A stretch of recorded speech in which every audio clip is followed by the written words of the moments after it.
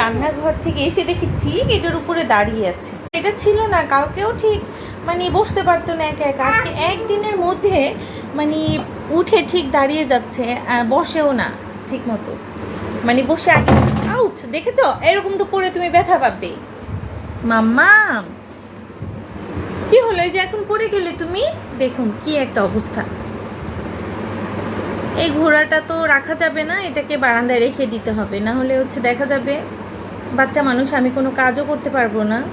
আসলে যখন একটু কাছে কাছে থাকে তখন বুঝি, না হলে হচ্ছে যখন একটু চুপচাপ ঠান্ডা দেখি তখনই বুঝি যে কিছু একটা করছে, না হলে তো এত ঠান্ডা থাকার মানুষ না।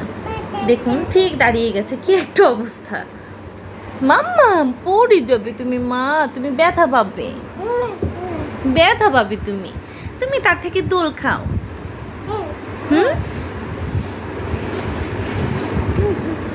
তুমি তার থেকে দোল খাও মা। কি করছে, মানে এত দুষ্টুমি করে এখনই। এটার উপর উঠতে তোমার ভালো লাগে মাম্মা?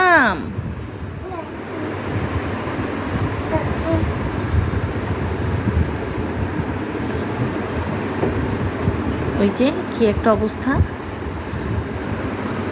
পরে যদি ব্যথা ট্যাথা পায় তখন আমি দেখছি যে চুপচাপ কি করে, পরে রান্নাঘর থেকে এসে দেখছি যে এটার উপরে দাঁড়িয়ে আছে। যদি পড়ে যেত, আবার বসেছে কোথায়, ওই যে পিছনে পিছনে বসেছে। কি একটা অবস্থা। হ্যাঁ, এই চালাকি বুদ্ধি কোথায় শিখেছো তুমি মা? হাত ছেড়ে দিচ্ছে।